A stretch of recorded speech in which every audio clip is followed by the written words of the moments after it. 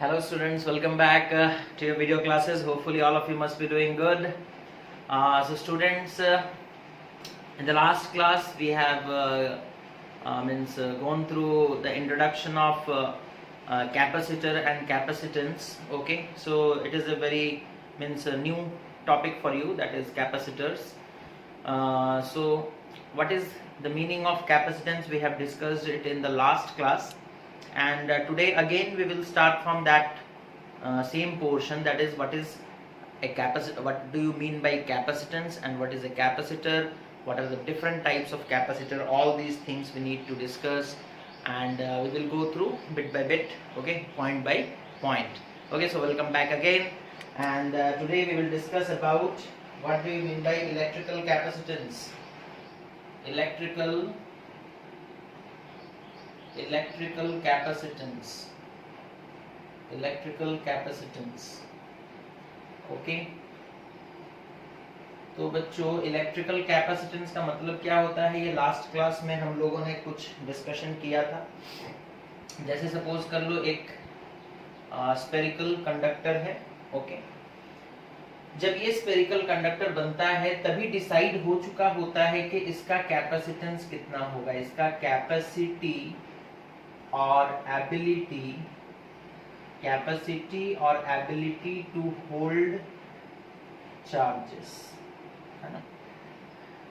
Capacity, इसका capacity कितना है या इसके पास कितना एबिलिटी है चार्जेस को होल्ड करके रखने का, ये स्टार्टिंग से ही मतलब डिसाइडेड रहता है. ठीक है, ऐसा नहीं है कि कोई इतना छोटा सा आप एक कंडक्टर लेकर के आओ और वो इनफाइनाइट अमाउंट का चार्ज स्टोर कर सके, होल्ड कर सके. नहीं, ऐसा नहीं हो सकता. तो सबका एक लिमिट होता है, कैपेसिटी होता है.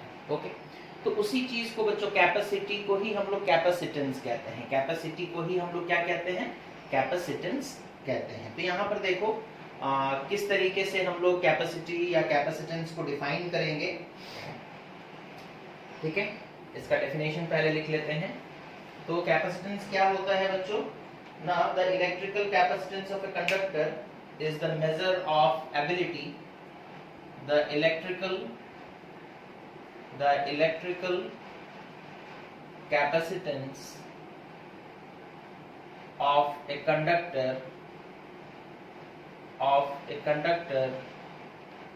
is the, ठीक है, जो इलेक्ट्रिकल कैपेसिटेंस होता है एक कंडक्टर का, वो हम लोग किस तरीके से डिफाइन करते हैं. It is the measure of its ability. It is the major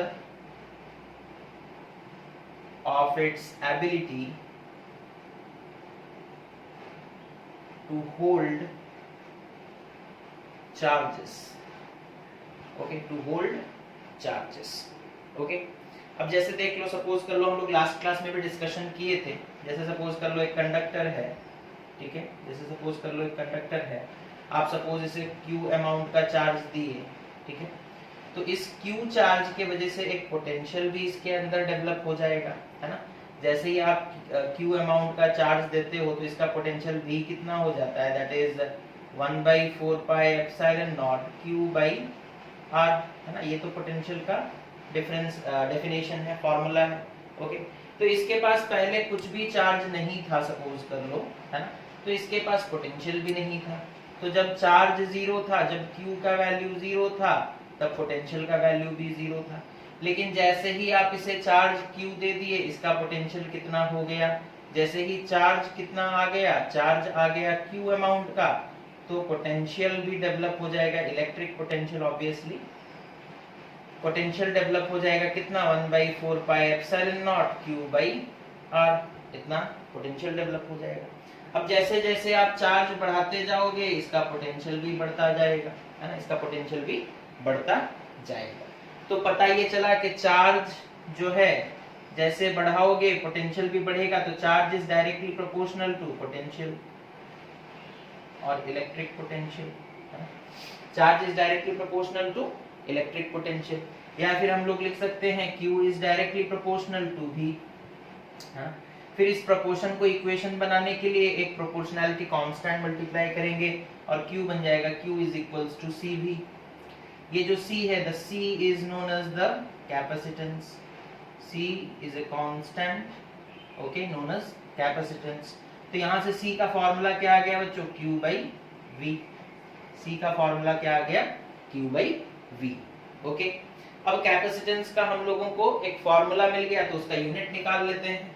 unit of capacitance, unit of capacitance क्या होगा, है ना, यूनिट ऑफ कैपेसिटेंस देखो C is equals to Q/V।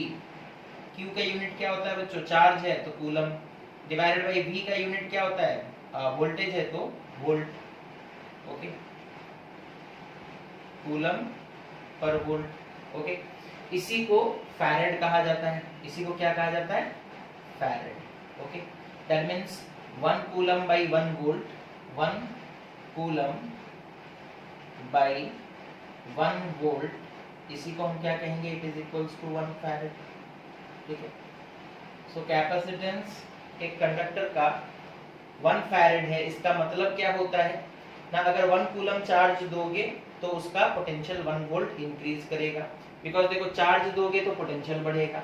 तो 1 फैरेड कैपेसिटेंस हम लोग कैसे डिफाइन करेंगे, 1 फैरेड कैपेसिटेंस को कैसे डिफाइन करेंगे, 1 farad is that capacitance, is that capacitance of a conductor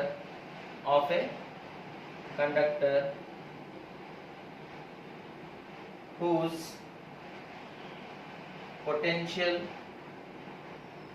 potential increases by 1 volt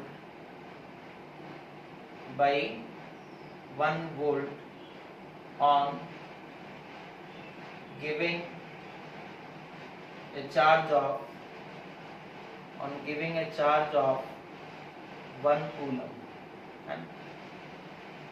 जैसे सपोज कर लो ये एक कंडक्टर है, इसे आप 1 कूलम चार्ज दिए तो इसका पोटेंशियल जितना भी था 1 वोल्ट इंक्रीज कर जाएगा। आप इससे और 1 कूलम चार्ज दोगे, जैसे सपोज कर लो, हम लोग ऐसे समझ सकते हैं, जैसे सपोज कर लो हमारे पास एक कंडक्टर है, ठीक है, हमारे पास एक कंडक्टर है, इसका सपोज कर लो इसके पास चार्ज कितना है, सपोज कर लो 7 कूलम का चार्ज इसके पास पहले से है, और इसका पोटेंशियल पहले से कितना है, सपोज कर लो ना 2 वोल्ट इसका पोटेंशियल है।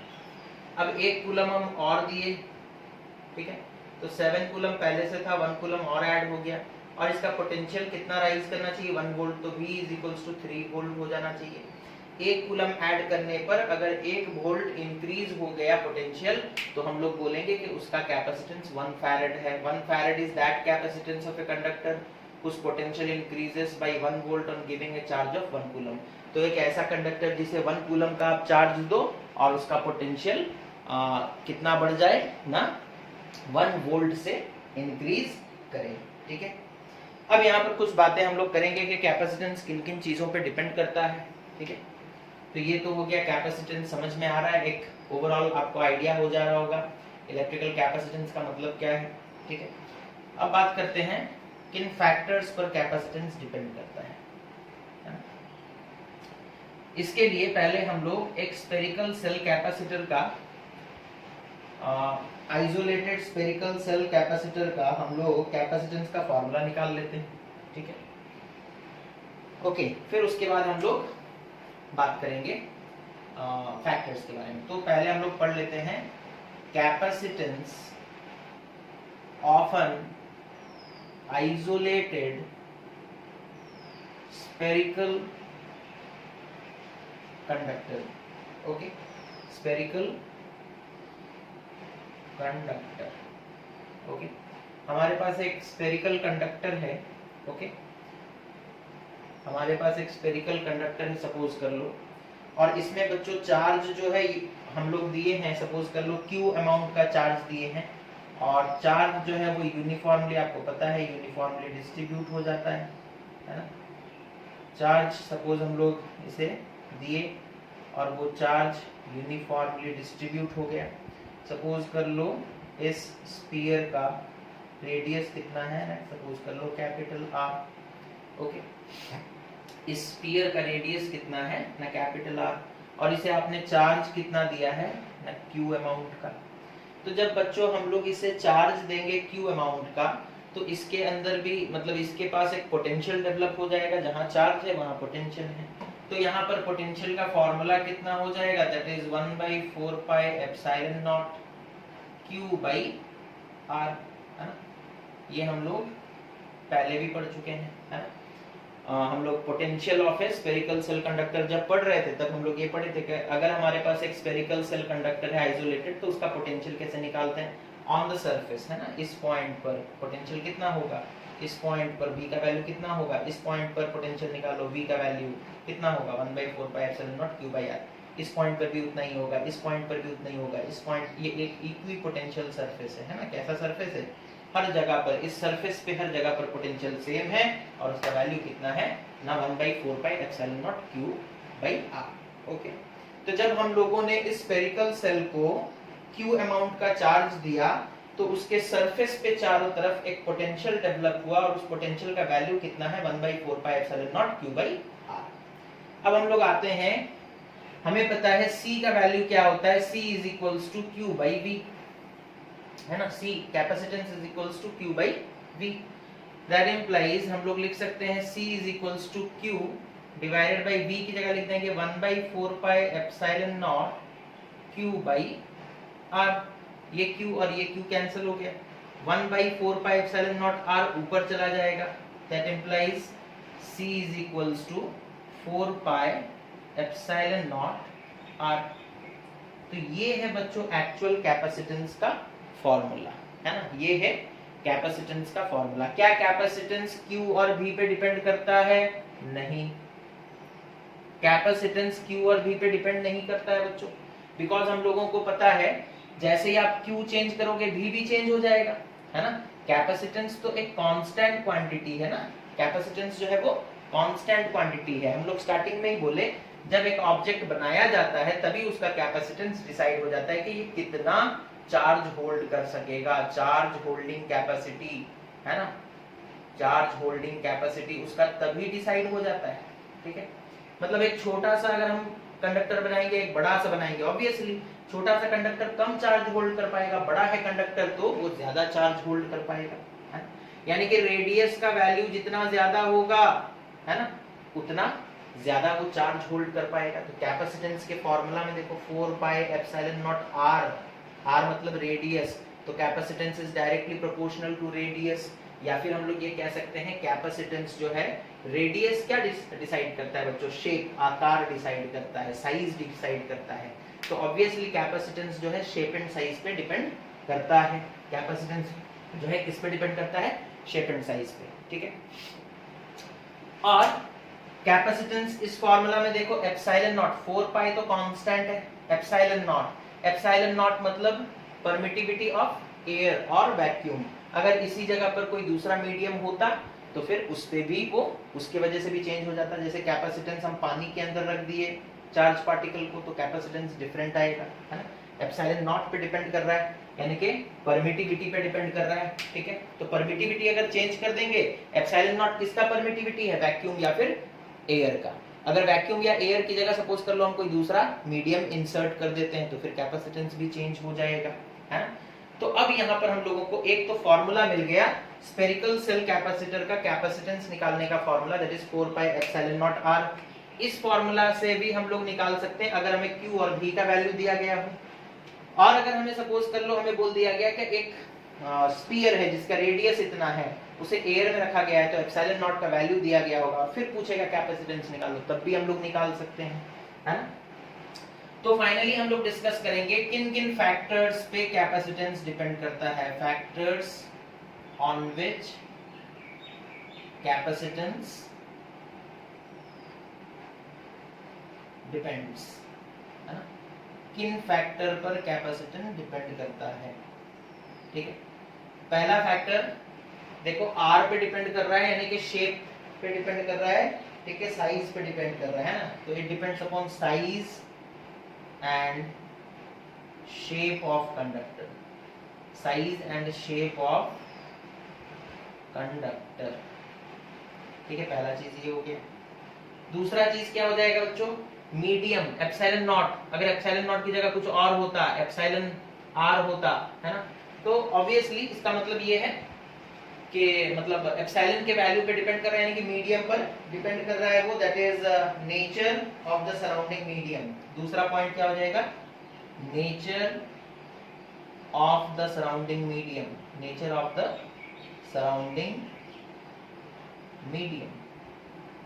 ओके, तो कैपेसिटेंस इस पे भी डिपेंड करता है और किसी चीज पे डिपेंड करता है, ठीक है, दूसरे कंडक्टर्स के प्रेजेंस पे भी डिपेंड करता है, ठीक है, presence of other neighboring conductors, other neighboring conductors, आसपास में अगर कोई दूसरा कंडक्टर या इंसुलेटर है तो उस पे भी डिपेंड करता है, ठीक है, उस पे भी डिपेंड करता है, ठीक है। तो ये है बच्चों spherical capacitance of an isolated spherical shell conductor, जिसे हम लोग लिखते हैं कहां से, जैसे सपोज कर लो हम लोग एक स्फीयर ले लिए, ठीक है, उसका कैपेसिटेंस कितना निकालना है वो हमारा काम है। तो हम लोग बोले कि सपोज कर लो हम लोग उसे Q अमाउंट का चार्ज दे दिए, जब उसे Q अमाउंट का चार्ज दिए तो उसके सरफेस पर कितना पोटेंशियल डेवलप हो गया, फॉर्मूला ये था हमारे पास, पहले से पढ़े थे हम लोग, दैट इज पोटेंशियल का फॉर्मूला V = 1/4πε0 Q/r। तो Q हम लोग चार्ज लिए, पोटेंशियल इतना डेवलप हुआ, तो फॉर्मूला में पुट कर दिया, हमें पता है C = Q/V, पुट करने के बाद C का वैल्यू कितना आया 4πε0r। ओके, उससे फिर हम लोग पता लगाएं कि किन किन फैक्टर्स पर कैपेसिटेंस डिपेंड करता है, ठीक है। अच्छा, ये था capacitance of an isolated spherical shell conductor. ये हमारे बोर्ड के एग्जाम के हिसाब से उतना इंपॉर्टेंट नहीं है, फिर भी कंसेप्ट यहाँ से ही हम लोगों को सीखना होता है, not that important, okay, not that important, but concept यहीं से आता है बच्चों, है ना। सबसे पहले इसी को बनाया गया था, है ना, स्फेरिकल सेल कंडक्टर ही सबसे पहले बनाया गया था, है ना।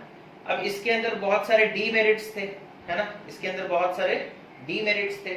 एक तो इसका कैपेसिटेंस बहुत कम होता था स्फेरिकल शेप के वजह से, क्योंकि शेप पे भी डिपेंड करता है ना, तो स्फेरिकल शेप के वजह से कैपेसिटेंस बहुत घट जाता था, और दूसरा इसमें एनर्जी बाउंडेड नहीं रहता था। तो डीमेरिट्स क्या हैं वो भी हम लोग लिख लेते हैं, ठीक है, demerits of spherical shell capacitor. Okay, demerits of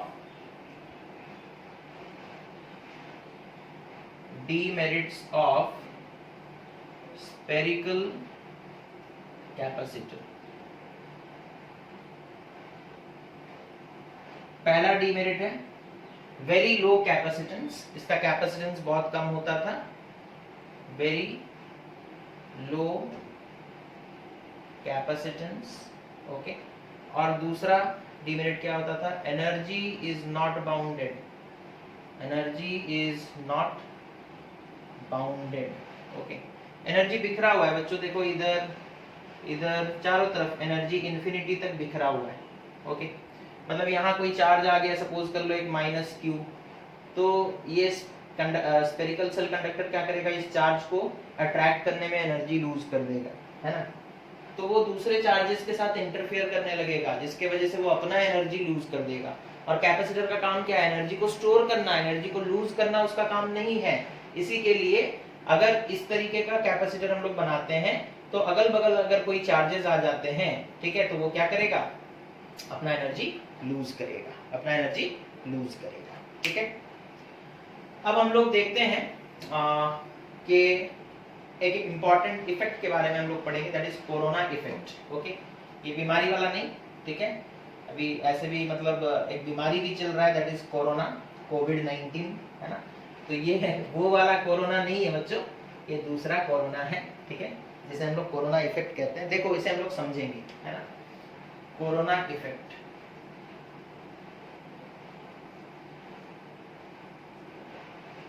ठीक है, जैसे सपोज कर लो हमारे पास एक स्फेरिकल सेल है, ठीक है, हमारे पास एक स्फेरिकल सेल है, ठीक है। अब इसमें हम चार्जेस लाकर रख रहे हैं, ठीक है, इसमें हम चार्जेस कहीं से ला करके रख रहे हैं, ठीक है। सपोज हम चार्ज इसका बढ़ाते जाएंगे, क्यू ऐसे ऐसे चार्ज अगर हम बढ़ाते जाएंगे इसका, तो इसका पोटेंशियल भी बच्चों बढ़ता जाएगा, इसका पोटेंशियल क्या हो जाएगा, बढ़ता जाएगा। पोटेंशियल बढ़ते बढ़ते जब इसका पोटेंशियल बहुत ज्यादा हो जाएगा, है ना, ठीक है, तो हम लोग कर क्या रहे हैं, हम लोग चार्ज इंक्रीज कर रहे हैं। चार्ज इंक्रीज करने से पोटेंशियल भी इंक्रीज हो रहा है। पोटेंशियल इज ऑल्सो इंक्रीजिंग और नॉट, पोटेंशियल भी इंक्रीज हो रहा है, ठीक है। अब क्या होगा, जब इसके पास बहुत सारा चार्ज आ गया, सपोज कर लो, ठीक है, इसके पास बहुत सारा चार्ज आ गया, सपोज कर लो Q अमाउंट का चार्ज आ गया, और इसका पोटेंशियल सपोज कर लो V हो गया, वेयर V इज हाई, है ना। अब क्या होगा ना, इसके चारों तरफ एयर है, इसके चारों तरफ स्फेरिकल सेल को सपोज हम लोग एयर में रखे हैं, इसके चारों तरफ एयर के मॉलिक्यूल्स हैं, ठीक है। एयर में कौन से मॉलिक्यूल्स होते हैं बच्चों, एयर में नाइट्रोजन, ऑक्सीजन, कार्बन डाइऑक्साइड, इन सब के मॉलिक्यूल्स होते हैं। नाइट्रोजन भी न्यूट्रल होता है, ऑक्सीजन भी न्यूट्रल होता है, लेकिन क्योंकि इसके पास पोटेंशियल बहुत ज्यादा है तो इसका इलेक्ट्रिक फील्ड बहुत स्ट्रांग होगा, इस इलेक्ट्रिक फील्ड स्ट्रांग होगा, ठीक है। और वो स्ट्रांग इलेक्ट्रिक फील्ड क्या करेगा, जैसे सपोज कर लो ऑक्सीजन का मॉलिक्यूल यहाँ पर एक है ना, तो वो electric field, strong electric field oxygen के मॉलिक्यूल को आयोनाइज कर देगा। इलेक्ट्रिक फील्ड स्ट्रांग होने की वजह से वो क्या करने लगेगा, आयोनाइज करने लगेगा, किसे ना, एयर मॉलिक्यूल्स को। एयर मॉलिक्यूल्स मतलब ऑक्सीजन, नाइट्रोजन एक्सेट्रा, इन सबको वो आयोनाइज करने लगेगा, आयंस में कन्वर्ट करने लगेगा, ठीक है। तो अपना एनर्जी वो लूज कर रहा है। अब आयोनाइज कैसे करेगा, ये देखो सपोज कर लो पॉजिटिव है ना, ऑक्सीजन न्यूट्रल है, ठीक है। तो ये जो कंडक्टर है बच्चों, इसका यहाँ पॉजिटिव चार्जेस इस तरीके से हैं। सपोज कर लो एक ऑक्सीजन का मॉलिक्यूल आया, है ना, न्यूट्रल है वो, लेकिन ये पॉजिटिव चार्ज क्या करेगा, नेगेटिव चार्जेस को अपनी तरफ खींचेगा और पॉजिटिव चार्जेस को रिपेल करेगा, है ना। ऑक्सीजन के मॉलिक्यूल में प्रोटॉन और इलेक्ट्रॉन तो होंगे ही, है ना। तो ये जो स्फेरिकल कंडक्टर है, ऑक्सीजन के मॉलिक्यूल में जो इलेक्ट्रॉन्स हैं उन्हें अपनी तरफ अट्रैक्ट कर लेगा, ठीक है, और जो पॉजिटिव आयंस हैं यानी कि प्रोटॉन्स हैं उन्हें रिपेल करने लगेगा। उन्हें क्या करने लगेगा, सपोज ये एक ऑक्सीजन का एटम है, ये एक ऑक्सीजन का एटम है या ऑक्सीजन का मॉलिक्यूल है, ठीक है। अब ऑक्सीजन के मॉलिक्यूल में इलेक्ट्रॉन्स भी होते हैं, है ना, प्रोटॉन्स भी होते हैं, ठीक है, न्यूट्रॉन्स भी होते हैं ऑब्वियसली, लेकिन हमें तो चार्ज पार्टिकल से मतलब है। अब जैसे ही ये स्फेरिकल सेल हम लोग लिए हैं जिसका पोटेंशियल बहुत ज्यादा है, इलेक्ट्रिक फील्ड बहुत स्ट्रॉन्ग है, वो क्या करेगा ना, ऑक्सीजन के मॉलिक्यूल को, जो कि पहले से न्यूट्रल था, ऑक्सीजन का मॉलिक्यूल पहले से क्या था, न्यूट्रल था, लेकिन अब ये क्या करने लगा, ये इंटरफेयर करने लगा इस ऑक्सीजन के मॉलिक्यूल के साथ और उसके इलेक्ट्रॉन्स को अपनी तरफ अट्रैक्ट करने लगा। इतना ज्यादा अट्रैक्ट करेगा बच्चों कि यहां से इलेक्ट्रॉन्स निकलकर मूव करके भाग आएंगे बाहर, है ना, और ये जो जंप करके बाहर आएंगे ये हमें एक स्पार्क के आकार में दिखेगा, है ना। इलेक्ट्रॉन्स जंप करके जब आएंगे इस स्फेरिकल सेल की तरफ तो एक स्पार्क प्रोड्यूस होगा, है ना, electrons energy, light energy radiate करते हुए जंप करेंगे, ठीक है। तो इसी को हम लोग कहते हैं कोरोना इफेक्ट। इसी को हम लोग क्या कहते हैं बच्चों, कोरोना इफेक्ट, ओके। तो ये था बच्चों spherical shell, capacitance of A spherical shell, और कैपेसिटेंस होता क्या है, उसका फॉर्मूला है क्या है, और किन किन फैक्टर्स पर वो डिपेंड करता है, और स्फेरिकल आइसोलेटेड स्फेरिकल कैपेसिटर का डीमेरिट क्या है, और कोरोना इफेक्ट क्या है, इन सारे चीजों के बारे में हम लोग आज डिस्कशन की। नेक्स्ट क्लास में जो हम लोग डिस्कशन करेंगे वो बहुत ही इंपॉर्टेंट होगा हमारे बोर्ड एग्जाम्स के पर्सपेक्टिव से, that is parallel plate capacitor की तरफ हम लोग बढ़ेंगे, ठीक है। तब तक के लिए इस वीडियो को अच्छे से देखें और अपने डाउट्स को भेजते रहें, और मतलब जो भी क्लासेस आपके हो रहे हैं बच्चों, जो भी वीडियो क्लासेस हो रहे हैं, सारे क्लासेस कंपलसरी हैं, so don't miss any video, don't miss any zoom class. Thank you for watching, have a nice day.